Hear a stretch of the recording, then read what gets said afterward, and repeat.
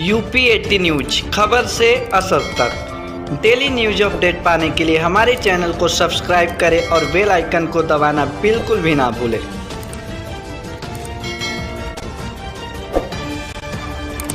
अपना परिचय बता दें। मैं बीके ब्रह्मा कुमारी दुर्गा गोदवलिया सेवा केंद्र पर आज किस तरह कार्यक्रम किया गया है?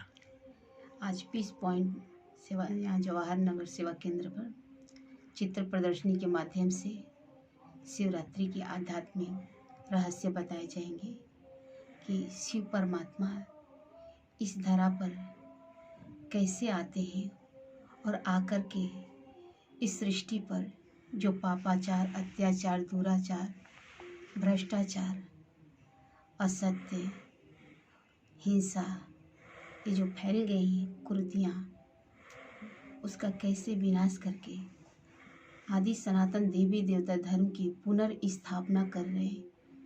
जो आज हम सभी बोलचाल की भाषा में हम सभी बोलते हैं कि भारत सोने की चिड़िया थी, तो पिता परमात्मा शिव पुनः आकर के उस स्वर्णिम दुनिया की स्थापना के निमित्त यहाँ आकर के अपना कार्य कर रहे हैं गुप्त रूप से, जो प्रजापिता ब्रह्मा के माध्यम से, क्योंकि परमात्मा निराकार शिव बाबा ज्योति बिंदु प्रकृति के 5 तत्वों को अधीन करके इस सृष्टि पर आते हैं और आकर के राजयोग का ज्ञान देते हैं। राजयोग मेडिटेशन सिखाते हैं।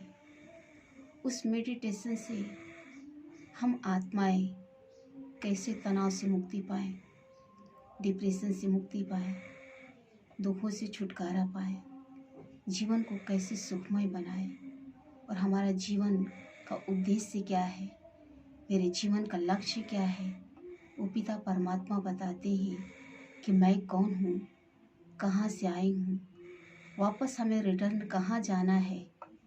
इस सृष्टि नाटकशाला में हम सभी का आने का मेन उद्देश्य क्या है, स्वयं परमपिता परमात्मा शिव आकर के हम आत्माओं को ये बताते हैं।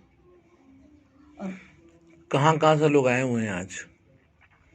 यहाँ पर तो कई जगह से भी आत्माएं आई हैं, क्योंकि सेवा केंद्र है, तो इस सेवा केंद्र पर अनेक स्थानों से आते हैं।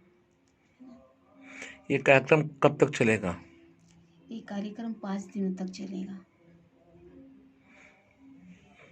जीवन को कमल पुष्प के समान हम कैसे बनाएं, इस संसारिक दुनिया में परमात्मा ने हम आत्माओं को बोला कि बच्ची तुम इस संसारिक दुनिया में अपने जीवन को कमल पुष्प के समान न्यारा और प्रभु का प्यारा बनाओ।